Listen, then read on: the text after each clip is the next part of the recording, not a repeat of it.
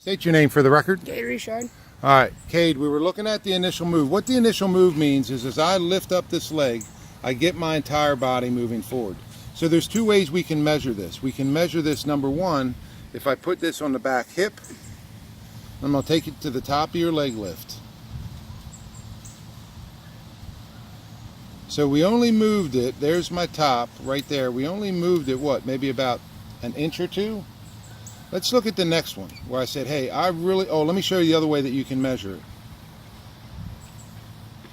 Once this toe starts coming up, that means all the weight's on the back leg here. So then I'm going to redraw my line right here. This is another way you can measure it. At the front, just like we talked about, only a couple inches. See it?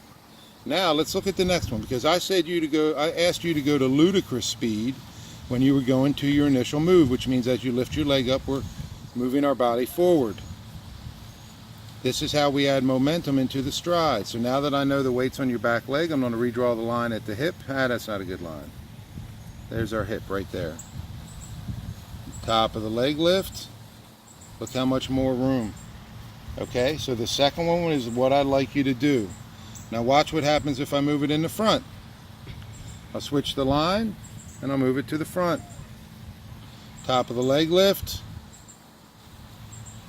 See how much more you got, some more hip in front of that? So you're going in the right direction. That's called the initial move, adding momentum into the stride, which is power. Because as you can see, below here is nothing. So once you're here at the top of the leg lift, then two things happen. Number one is you're going to take the ball out of your glove.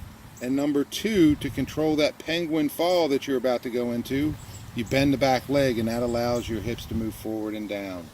So good job on the initial move.